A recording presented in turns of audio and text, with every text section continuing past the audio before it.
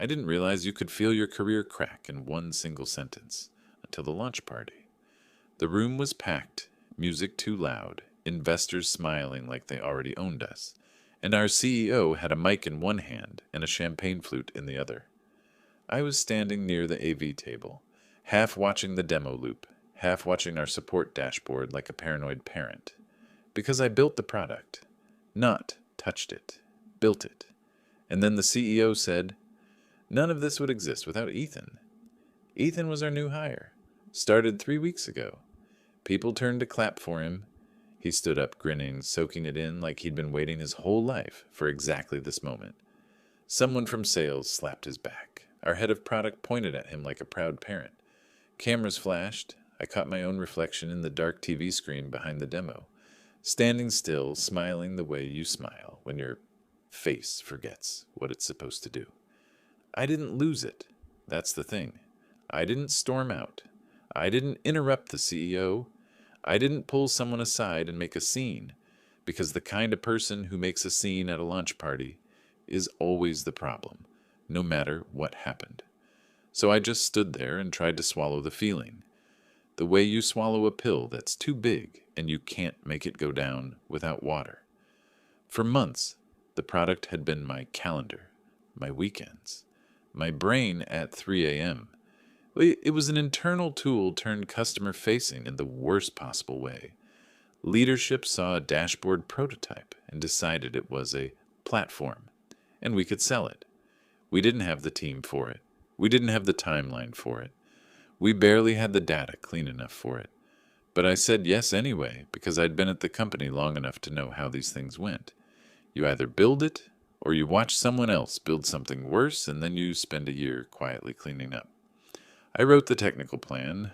I negotiated scope with 3 departments that all wanted different outcomes. I ran the weekly risk review that nobody wanted to attend until something broke. I took the late-night calls when staging went sideways. I built the first version myself. Services, permissions, the parts that aren't pretty, but decide whether your product survives contact with real users. When we hit a wall, I pulled in help, but I stayed the owner. I was the person who could answer the why behind every decision, because I was the one who'd had to choose between bad options and document it. Even the execs knew it. In that vague way execs know anything. My name was on every roadmap update. Every sprint kickoff ended with someone saying, "Okay, let's see what he thinks." When legal had questions, they asked me. When security wanted changes, they argued with me. When sales promised something we couldn't do, they forwarded the email to me with the subject line FYI. Like that made it my fault less. Then Ethan arrived. He wasn't a villain. Not at first. He was polished, confident, always slightly overdressed for our office like he'd come from a company with better coffee and a bigger budget. Leadership introduced him as product lead, strategic initiatives, which basically meant, we're nervous and we want someone who looks good talking about this. The first week he was here, I tried to be decent.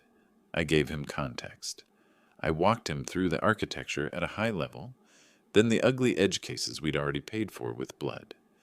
I sent him the doc links. I introduced him to the engineers and made it clear I wasn't territorial. I even told him honestly that I was relieved we were finally hiring someone whose job title included the word product. He nodded a lot, asked the kind of questions that sound smart if you don't know the answers, and started scheduling alignment chats with people I'd been working with for months. I assumed he was just getting up to speed. Then the language changed. People started saying Ethan's launch instead of the launch. Leadership asked Ethan to own the narrative, which meant my updates started going through him. The deck for Investor Demo Day, my deck, came back with new phrasing, new bullets, and his name on the product lead line, while mine got pushed down into engineering support. Not a typo, a choice. I told myself it didn't matter. I told myself I wasn't there for applause.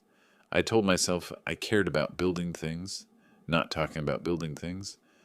But when you watch someone else accept credit for your work in real time, in a room full of people who will remember exactly what they were told, it does something to you. It makes you question your own memory. Like maybe you hallucinated the months of work. Maybe you imagined the nights you stayed up tracking down a permissions bug that only happened for one client with one specific role. Maybe you invented the meeting where you fought to keep a feature out because it would get us sued. The CEO kept talking. He thanked sales. He thanked marketing. He thanked the new hire again, because of course he did. Ethan was standing, smiling, making it easy for him. I looked around the room and realized nobody was looking for me. Not one person. My manager was there. He met my eyes for half a second and then looked away, like eye contact would turn into a conversation he didn't want to have. A coworker I liked raised his eyebrows at me in a quick, "That's messed up" way, but he didn't say anything. Nobody did. The party moved forward like this was normal, like the story had already been decided, and my part was to clap. I took one sip of my drink, and it tasted like nothing. On the screen behind the CEO, the demo loop kept playing. The login screen, the dashboard, the workflow that only worked because I'd forced 3 teams to agree on what done actually meant. The cursor glided smoothly. The graphs refreshed. The product looked calm and confident, like it had never been fragile. My phone buzzed in my pocket. A Slack message from Ethan. "Hey, great energy tonight. After this, can you send me the full post-launch escalation path? Want to make sure I'm ready." I stared at the message longer than I should have. I could have replied politely. I could have sent him the doc. I could have done what I'd been doing for months, fixing problems before anyone else even admitted they existed.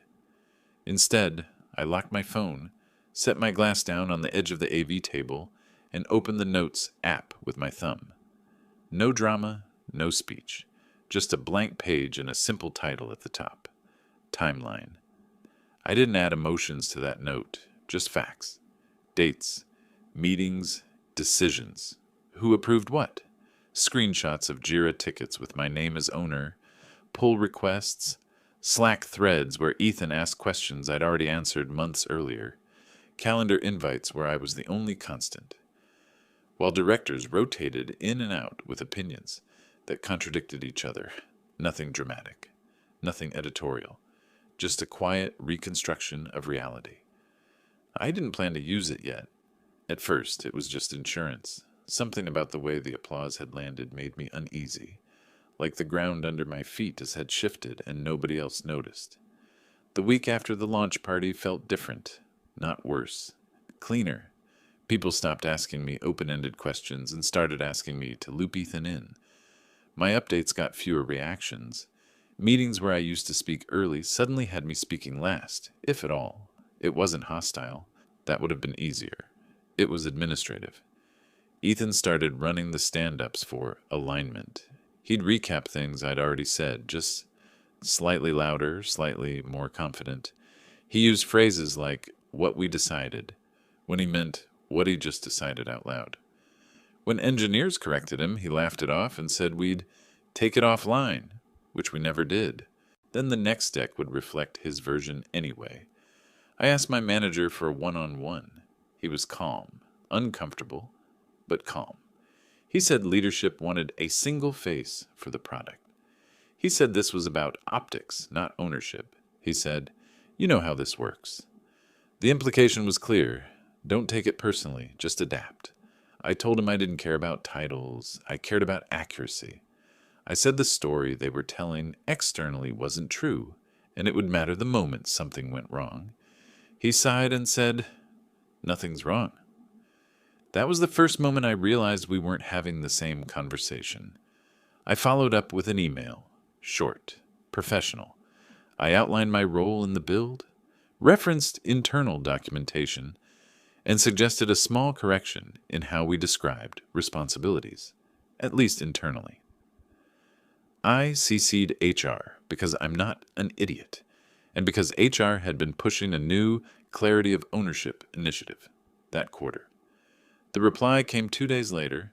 It thanked me for my passion, reassured me that my contributions were valued, and reiterated that Ethan was now owning the product end to end. No correction, no acknowledgement of specifics, just a rephrased version of the same lie, written down. That night, I added another section to my notes file. I stopped volunteering information, not in a dramatic way. I still answered questions. I still fixed bugs assigned to me. I still did my job. But I stopped anticipating needs. I stopped patching gaps nobody had formally assigned to me. I stopped staying late to quietly prevent tomorrow's problem. When an engineer asked me if a feature edge case was acceptable, I told him to confirm with product. When sales pinged me about a promised integration, I forwarded the message to Ethan without commentary. When a director asked me for a quick gut check, I asked for a ticket and a deadline. Everything I did was defensible. Everything I did was exactly what the org chart said I should do. And slowly, things started to slip. Not catastrophically, just enough.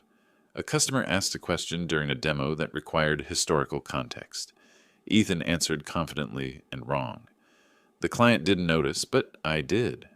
A config change went out without a rollback plan because nobody thought to ask the person who'd written the original safeguards.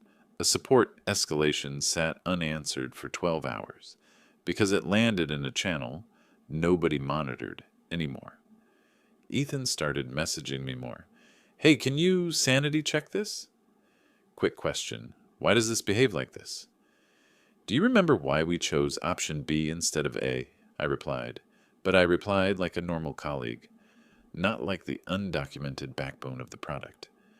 I gave him pointers, not solutions. I referenced docs. I suggested meetings. I let him own the answers. He didn't push back. He just started looking tired. In leadership syncs, I could feel the tension building. People asked Ethan questions he couldn't fully answer yet. He deflected well, but deflection has a half-life. You can only say, I'll follow up so many times before people start keeping score. One afternoon, my manager asked if I could help Ethan prep for an investor update. I asked if I was being added to the meeting. He paused, said probably not, said it was better if the messaging stayed consistent. I said okay. Then I wrote another note. I wasn't angry anymore. That surprised me. The anger burned off quickly, replaced by something colder and more precise. A sense of inevitability. They'd made a choice. They were committed to it. And now they were betting the product would hold together long enough for the story to become true, retroactively. I stopped thinking about how unfair it was and started thinking about what would happen next. Because something always happens next. And when it did, I wanted to be very clear about who I was in that moment, and who I wasn't. The moment it broke wasn't loud. There was no email marked urgent, no Slack storm, no emergency call that dragged everyone out of bed. It happened quietly during a routine customer onboarding with a mid-sized client we'd been courting for months. I wasn't supposed to be on the call. Ethan was. Sales was. A solutions engineer I'd worked with before. I joined anyway, not to interfere, just to listen. 10 minutes in, the client asked a simple question about permissions inheritance. The kind of question you only ask if you've actually read the docs, which this client clearly had. Ethan answered smoothly, confidently, and completely wrong. I watched the solutions engineer hesitate. I watched sales smile like everything was fine. I watched the client nod slowly, the way people do when they don't want to embarrass you but are already mentally marking the issue. Nobody corrected Ethan. I didn't either. Not because I wanted him to fail, but because correcting him would have meant contradicting the person leadership had publicly anointed as the owner. And that wasn't my role anymore. I took notes instead, timestamped them. After the call, Ethan messaged me almost immediately. Hey, quick thing, can you confirm the permission model? I want to double check before follow-ups. I replied with a link to the internal spec, the one I'd written, the one he'd skimmed weeks ago. He thanked me, added a thumbs-up emoji, then nothing.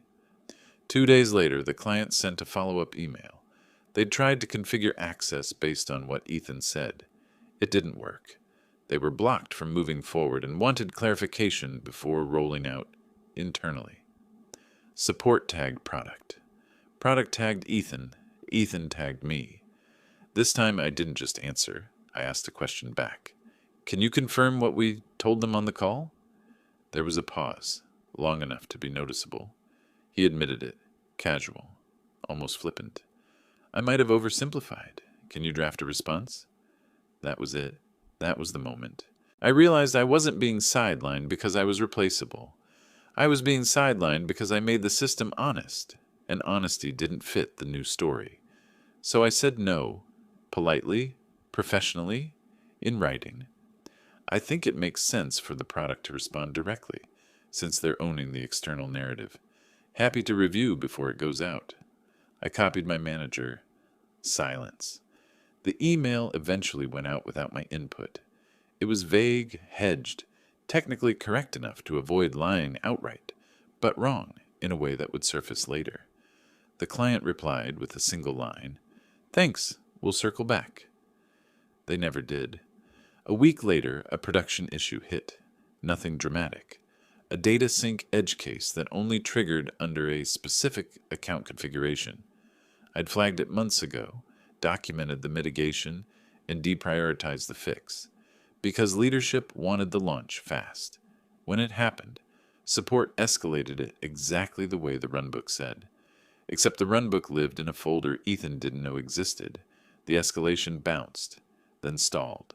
By the time someone looped me in, a customer had already noticed. Not furious, just concerned. Concerned customers are worse. They ask questions. They keep receipts. Leadership jumped in. Meetings stacked on meetings. Ethan talked a lot. I spoke only when directly asked. When I did, I referenced documentation. Dates. Decisions. Trade-offs that had been made in rooms where Ethan hadn't been yet. No one argued with me. They just looked uncomfortable. After that, my manager asked me to reset expectations. Said the team was confused about boundaries. Said we needed clarity on who owned what. I agreed. I sent a follow-up email that afternoon. I outlined my responsibilities exactly as they existed. I removed anything that wasn't explicitly assigned. I documented handoffs. I confirmed that all product decisions, external communication, and roadmap ownership now sat with Ethan. I asked for written confirmation. I got it. That night, I updated my resume for the first time in years. Not frantically, methodically. I pulled metrics straight from dashboards I'd built. I wrote about outcomes, not effort. I reached out to 2 former colleagues I trusted, told them truthfully that I was open to conversations. I didn't feel defeated. I felt clear. Because once you stop trying to save people from their own decisions, you see the shape of the future very clearly, and theirs no longer required me. The call came on a Tuesday morning, not urgent, no subject line panic, just my manager asking if I had 10 minutes to sync. That's how you know something's already gone wrong. They don't rush you when they're still pretending to be in control. When I joined, Ethan was already there. Camera on. Smile tight. Leadership joined one by one. Voices calm in that brittle way people get when they're managing optics instead of problems. The product hadn't collapsed. It was worse than that. 2 enterprise clients had paused expansion. One had escalated formally, referencing inconsistencies between what they were sold and how the system actually behaved. Support had logs. Sales had emails. Product had explanations that didn't line up with either. Someone asked, carefully, "Can we walk through why these decisions were made?" Silence. Then Ethan started talking. He used the right words in the wrong order. He described outcomes without causes.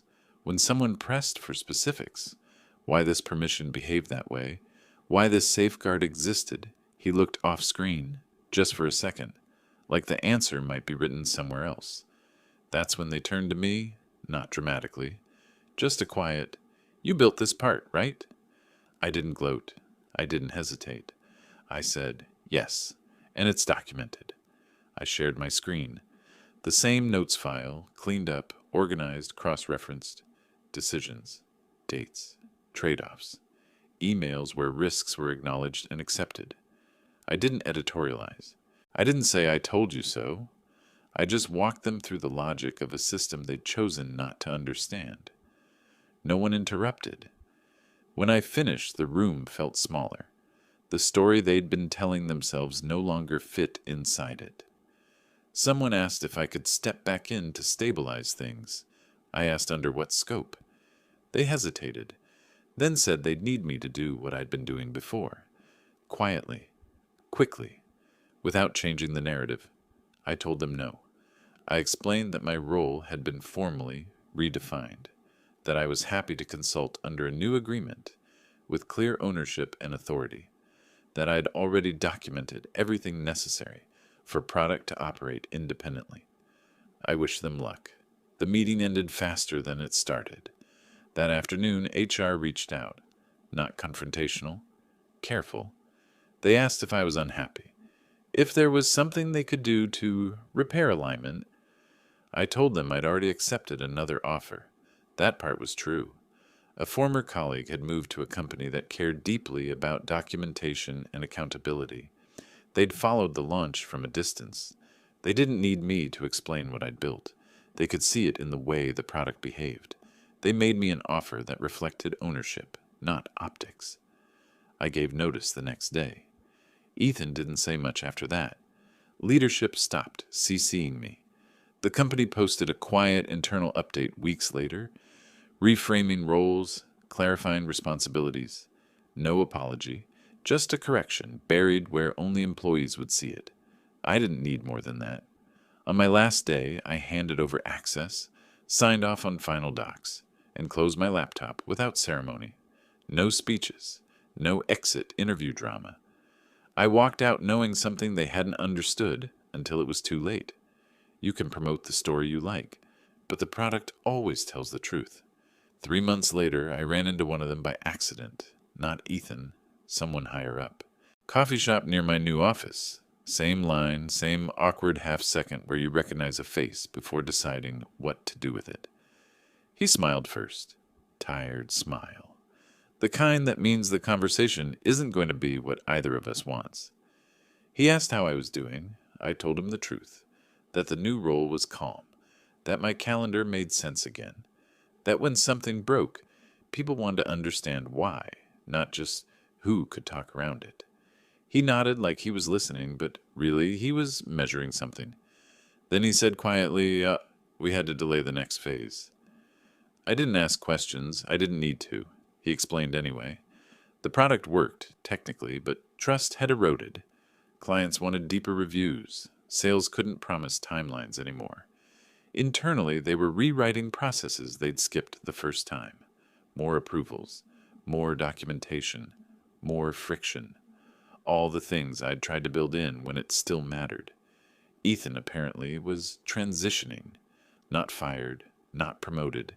Just moved somewhere less visible, where his confidence wouldn't be tested by specifics every day.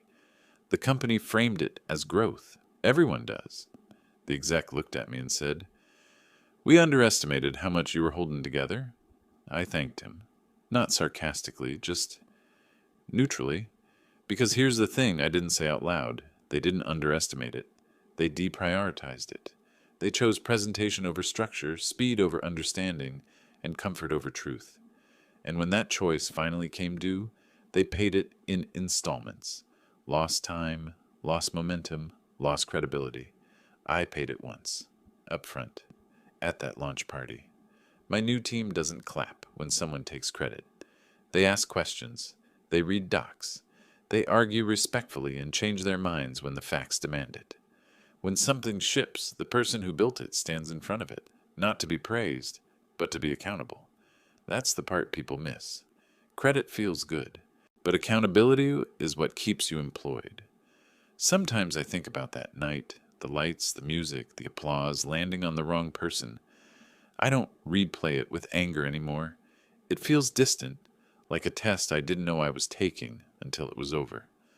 I pass by not begging to be seen, by letting the truth stand still long enough for everyone else to run into it, and walking away once I no longer needed to prove anything.